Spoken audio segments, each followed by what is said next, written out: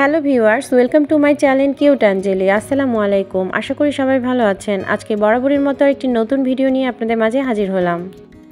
আজকে আমি চলে এসেছি হিলি স্থলবন্দর দেখতে, আর আমি আপনাদের সাথেও সেটা শেয়ার করছি।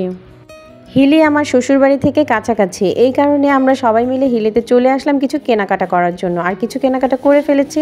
পাশাপাশি ইন্ডিয়া হওয়ার কারণে ইন্ডিয়ার মালগুলো কিন্তু এখানে খুব সস্তা দামে বিক্রি হয়ে থাকে এবং 1 নম্বর মাল পাওয়া যায়। এই কারণে আমরা এখান থেকে বেশ কিছু জিনিস কেনাকাটা করে নিলাম।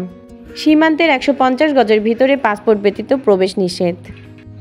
আমরা তো ওপারে যেতে পারবো না, কিন্তু আমরা এপার থেকে ইন্ডিয়াটা উপভোগ করতে পারবো, আর সেটাই আমরা করছি। এই যে আমরা চলে আসলাম এখানে। ট্রেন লাইনটা যে দেখতে পাচ্ছেন, এই ট্রেন লাইনটার ওপারেই কিন্তু ইন্ডিয়া।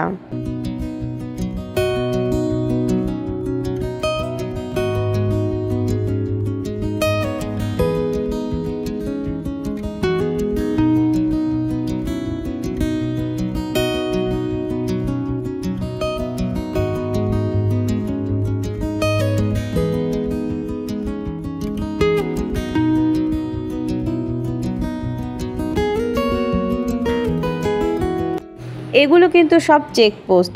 এই চেকপোস্টের এখানে কিন্তু যখন পাসপোর্ট নিয়ে বাংলাদেশিরা ইন্ডিয়ার ভিতরে ঢোকে, তখন কিন্তু এখানে চেক করা হয়ে থাকে। আবার ইন্ডিয়াতে কিন্তু কুকুর রেখে দেওয়া হয়েছে।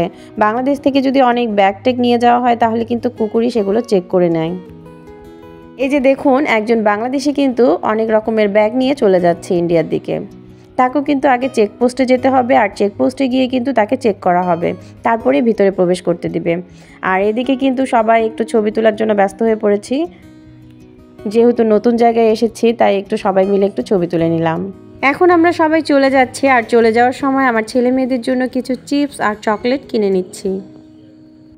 বাইরে ছোট কিটকেটটার দাম কিন্তু 30 টাকা করে, আর এখানে কিন্তু 20 টাকা করে নিচ্ছে। আবার লেস চিপসটা কিন্তু বড় বাইরে 200 টাকা করে, কিন্তু এখানে 100 টাকা করে নিচ্ছে। এখন আমরা বাসায় চলে আসলাম, আর বাসায় এসে ইফতারির টাইমও হয়ে এসেছে, তাই এখন আমি ইফতারিটা সাজিয়ে নিচ্ছি। আর আজকে শেষ রোজা, আর শেষ রোজার ইফতারি আমরা আজকে খিচুড়ি করলাম। আমার মেয়ে অ্যাঞ্জেলি আবার খিচুড়ি খুব পছন্দ করে, এই কারণে আজকে খিচুড়ি রান্না করেছি।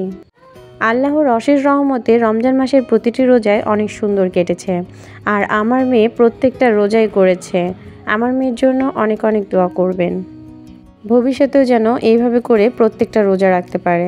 আজকের মতো আমার ভিডিও এখানেই শেষ করছি। আমার ভিডিওটি যদি ভালো লেগে থাকে, তাহলে কিন্তু লাইক, কমেন্ট এবং শেয়ার করবেন।